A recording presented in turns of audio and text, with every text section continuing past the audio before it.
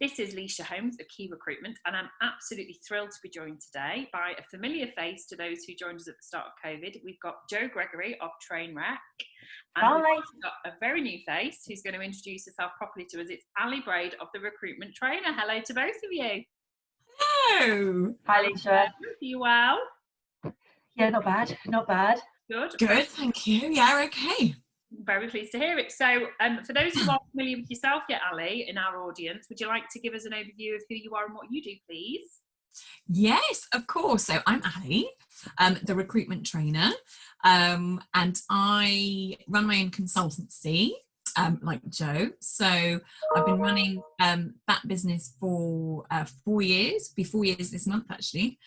The quickest 4 years of my life. And when I was a recruiter, I recruited into the public sector. And then I moved into a training role. So I was in the same business for 10 years.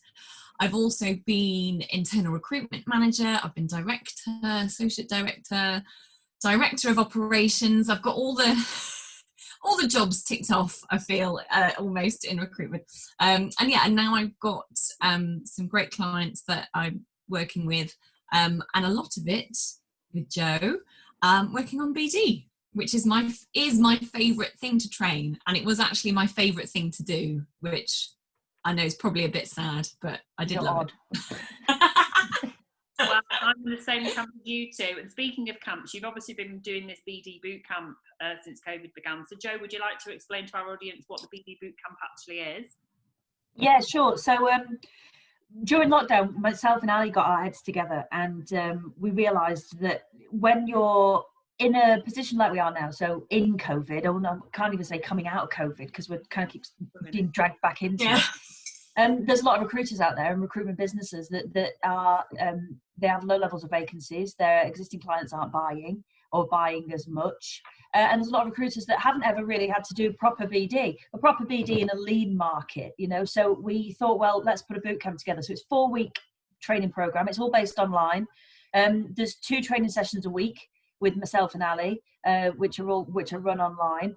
We've got a WhatsApp group. They've got direct access to us on WhatsApp, so they send us scripts and things that, you know, objection handling, and then we give them coaching and mentoring, as well as we've got a huge we use recruitmenttraining.com as our portal, so we house everything on there. So every week we release videos that we've made, or we handpick material from obviously Greg Savage and other amazing people, and it's all designed really, so from week 1 to week 4 we want to get them out there active, doing BD, having more confidence to go out there and do it, and then starting to see the results. So we're day 3 of week 3 now.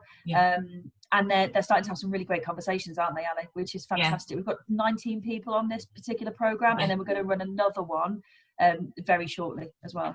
Brilliant. Well, if anyone is watching this or listening to this, and it's obviously, this is being recorded on the 23rd of September, but at any point in the future, if they want to connect to you and get an inquire on their behalf or on their employees' behalf, I'm sure that they will do, because it sounds like, it's a very different world that we're operating in now, and they probably need to hone their skills. So we want to talk today specifically to recruiters listening and watching this who, you know, might find themselves, as you've just indicated there, Jo, in a very different culture of having to do business development, possibly for the first time, because certainly since the recession of 2009, they've possibly been in a bit of a bubble where they've probably been able to just pick up the phone to any client and they've bought quickly, whereas we're in a very different situation now. So I think what I wanted to do today was to allow you both an opportunity to sort of give recruiters sort of your sort of top tips in terms of what they can do. So I think I'll ask this first of all to Ali. So what, from the advice that you're giving on these BD boot camps, what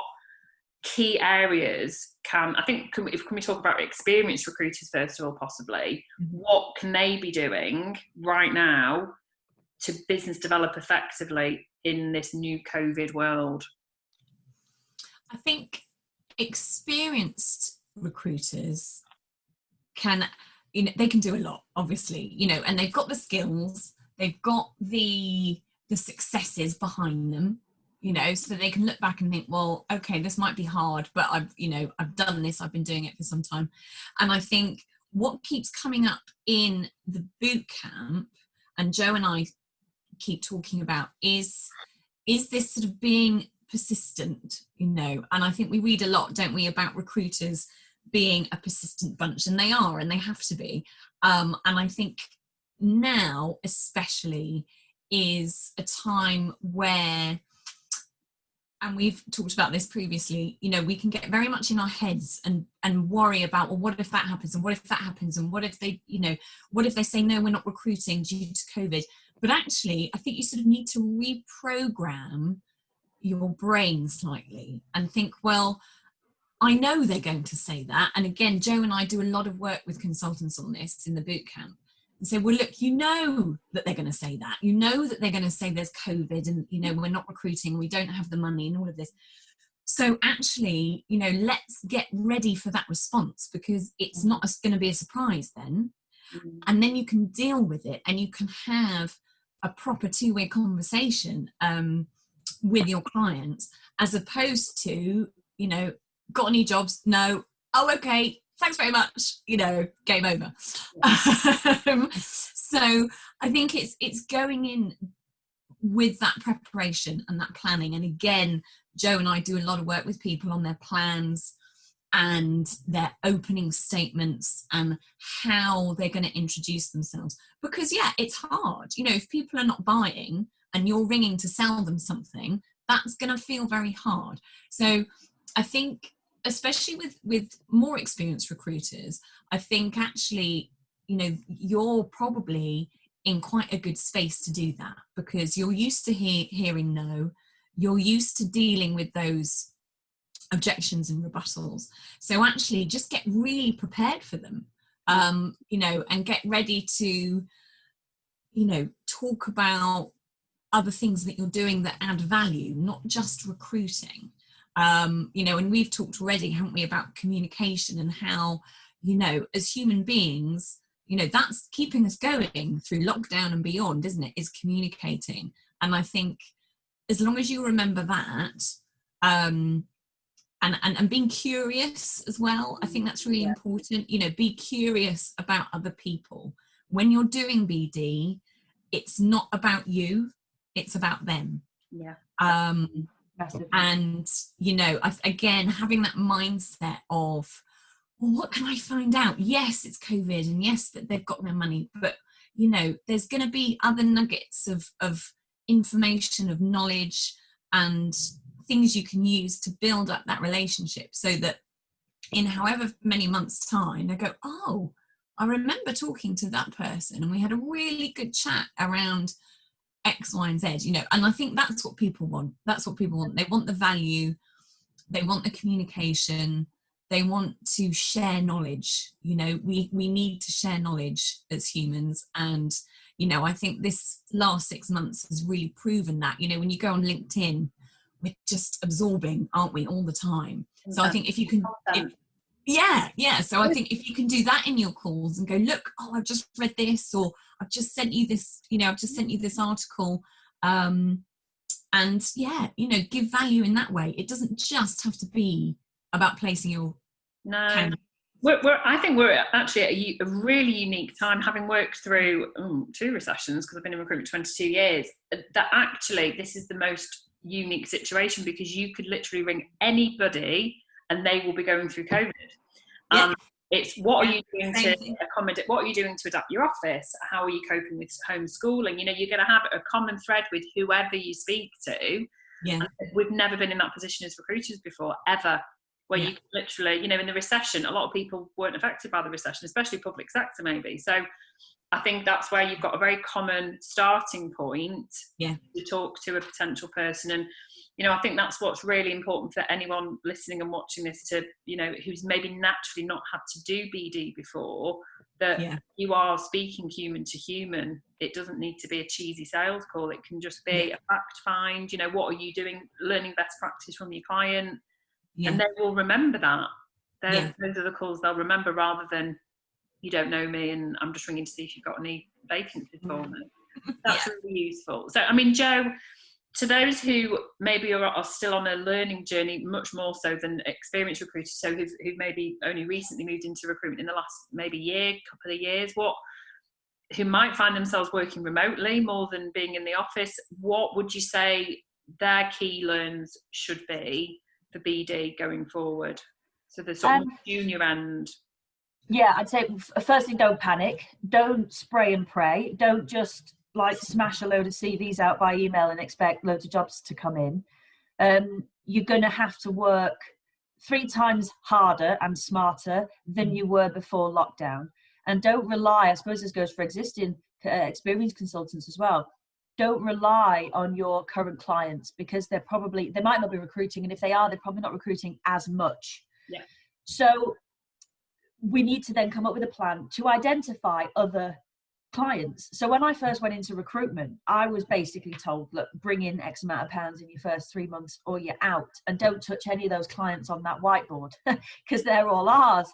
Oh, right, okay, fine. I thought, well, I don't know how to sell anything, and everything in my brain was saying, don't get on the phone, they'll think you're an idiot, they'll say no, then you'll look daft, then you'll lose, all these awful catastrophic thinking. So I thought, right, I need to reframe this. And this is how we talk to recruiters now. We say, you need to reframe it. What is it that you're actually doing? Are you trying to get jobs from people that you don't know and that don't know you? Yep. Or is this approach one of a few that it's probably going to take you to get that client to the point where they know you and like you and trust you enough to want to work with you?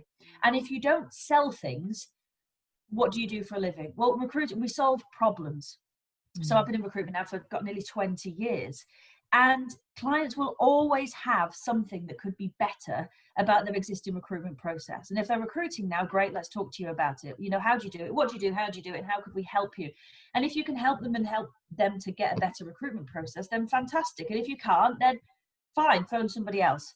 We get pigeonholed into this idea that we've got to make really stressful calls to people we don't know, sometimes using a device that we have no idea how to use as well, like the strange phone in the office that nobody knows how to dial out on.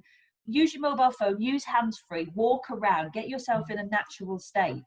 And then, worst training advice in the world, but have conversations. When you deconstruct that, it's what could you say to them that's of interest? And loads of stuff right now that's of interest. You'll never know more than they do about their business, but you will always know more than they do about recruitment within their industry. Who's moving, what's going on, what's that company over there doing?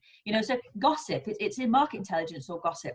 So what could you give into a conversation that they are going to find interesting? And then what could you ask that is going to make you seem interested? And what would you want to know about that client? So the biggest tips I'd say is find your niche, identify a target client list, identify the right points of contact within that company. Don't sell to people who can't buy from you. So identify your decision makers and your influencers. Come up with, we do this a lot, don't we, Ali, in the training, come up with your client characters or profiles or avatars or whatever you want to call them. What kind of person are they and what approach would they like? And then once you've done that, you can then come up with a number of approaches. So method and message. How am I going to start creating approaches to this person? And a touch system normally works on around 12 touches to a potential client, which could be, email, LinkedIn, by message, a phone, carrier pigeon, whatever you want to do. But I always find that if you firstly set a number of approaches, so this isn't one of one and I'll die if I don't get this business, it's one of potentially 12 I'm going to have to make to this person. And then secondly, you set a number of objectives for that approach. So yes, I might want to get a job, but what else do I want to get out of it? Yeah. That way it stops you from having as much performance anxiety, because there's not as much riding on it when you then do it. And I think that helps to just take the stress out of it a little bit.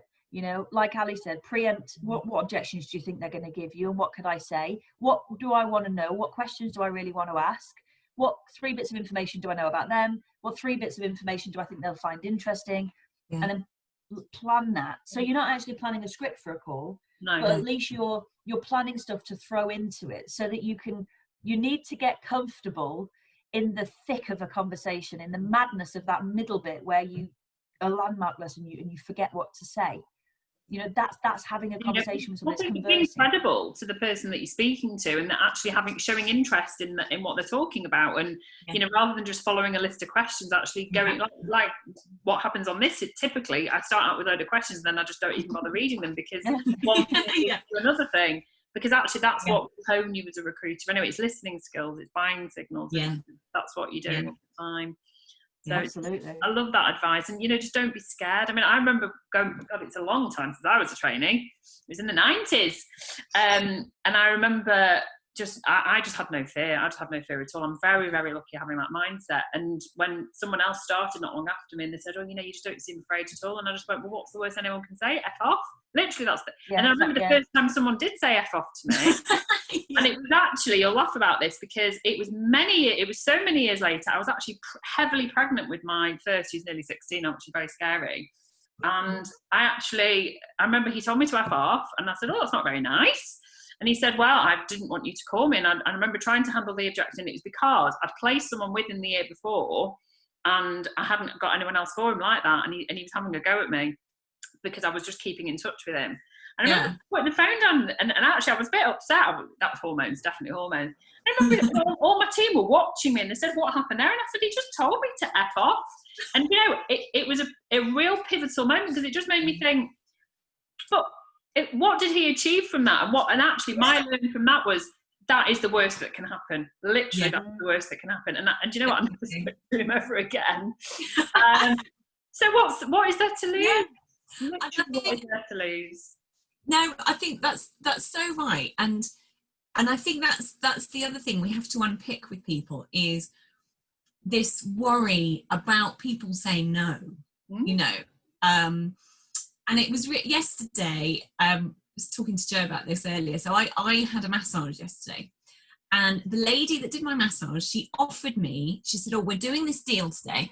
And she said, you can have, I don't know, it was like a hand massage or a eye mask or something for £10. And I said, oh, and I thought about it. And I said, actually, no, you're all right. Thank you. I won't stay. Now, her response was really interesting, because she didn't get upset. She didn't take it personally that I said no. She literally said, okay. And then we got on with the massage. Now, if that had been a recruiter, if that had been us, we'd go, oh no, they said no to those extra bits. It doesn't matter. And I always say to people, you still have a job to do, and you're really good at it, and you get results. Whether or not they want it today, that doesn't really matter. No. Because you're still really good at your job, and know what and know what you do well. So, I think we go in with those expectations of people wanting to buy from us that day, that phone call, that time. Yeah. And again, that's unrealistic, isn't it? Yeah. So then, oh, well, I failed at that. That was a rubbish call because I didn't get a job on. Well, especially now, that can't be your objective. You've got to change your reason for calling people, because otherwise, you are going to feel awful pretty much every day. Yeah, but I just thought it was so interesting how this lady just went, okay. It just wasn't a big deal. That's really interesting you say that, because remember we did an AMA last week with Kate Hayward, and we were talking about this.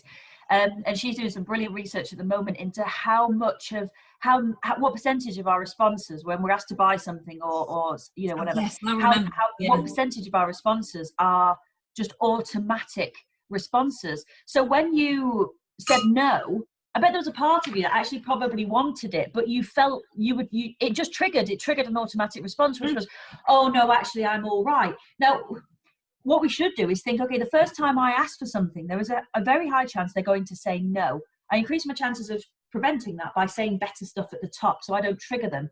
But we need to start thinking about, what are we doing that's triggering these automatic responses, and what are we doing then when we get that automatic response? We should be seeing it, but then trying to open that client up. So trying to empathize with it, ask more questions, give more into the conversation. And actually, had she have then said, okay, well, that's absolutely fine, don't worry about it. I tell you what, how about we just do the hand massage for £5 then? You'd have probably gone, oh, okay, fine. Because that's concession selling. You'd have felt bad then about saying no. So she could have been really canny there and done that. And that's because there is an opportunity after someone says no to you to reclose for something smaller. And you increase your chances of getting it by about 70%, which I find fascinating. So actually, if you get a no, it shouldn't be oh, I'm going to die, my leg's going to drop off. It should be I'm just going to ask you for something else then. Something else, So just reframing how we think, or disrupting how recruiters think about business development, the first thing they should do is just think, okay, I'm gonna reframe this. I'm gonna try and get some help. And that we do a lot on mindset, don't we? Because it's people's mindset that I think prevents them from doing this. The biggest thing I would say, well, not the biggest thing, but I think it's really important that people realize that you've got to do a lot of activity in order to get the results. Doesn't have to be a million sales calls a day. And then track what you're doing, because if something works, keep doing it. If something else doesn't work, take it out, go and tweak it, put it back in and see if it works. And actually over a period of time, you'll find the way in which your clients are wanting to buy. And if they're not willing to buy, what is it that Greg Savage says? Love it. Goodwill equity. Being nice to people now means they might feel more compelled to use you further down the line. So start divvying out a load of goodwill equity to clients. It's a great time to phone people. Probably not an awesome time to pick up jobs, but it's a great time to phone people. And the first conversation you have with anybody is the awkward one. So don't start having awkward conversations in 6 or 7 weeks' time when hopefully that we start lifting out a little bit. And start having awkward conversations now. Just think, well, I'm gonna have 20. I'm gonna try and speak to 20 new people who don't know me today. Because the next call you then have is never as bad. And only 45% of recruiters ever phone a company back twice after being told no. Really? So just by phoning back, you're already doing more than 45%. 5% of recruiters don't even get on the phone. Right, there you go. You don't have to do much. You actually don't have to do an awful lot just to make yourself stand out. I mean, that pay forward, that's not good of a equity. When I read that in Greg's book, I was shouting at the book going, oh my God, because in the recession, the first 6 months of 2009, no one was buying recruiters, obviously, because there were suddenly thousands of redundant recruiters. Anybody that was still employed, I was saying, you just need to stay put. And I realised, retrospect, I didn't know what I was doing at the time, but it just didn't feel right to me to move somebody that was actually doing okay. That dividends that paid in 2010 those were the ones that had stayed. They were then hiring, and they remembered my integrity. They remembered what I'd done. So I think everything that you said, mindset, to any recruiter listening or watching, but it's actually, you've got to have that, like your values, your principles, because people will remember that about you at the moment, as opposed to how well you sell. It's about what your ethics are. That's what I said at the start of this. So I think that they've been brilliant takeaways, and I think, I don't know how long you're going to continue to do the boot camps for, but I imagine that as we work our way through this second phase of whatever the government have got in store, I'm sure there'll be future ones going forward. That there'll be continual challenges for recruiters and for any recruitment business owner that's sort of checked into this. We have done a specific recording for you as well. So thank you so much for joining us today, and thank you. We really appreciate getting to know you, Ali, and lovely to see you again, Jo. Yeah, and you. Thanks for having us. Yes, thanks so much. Okay, bye.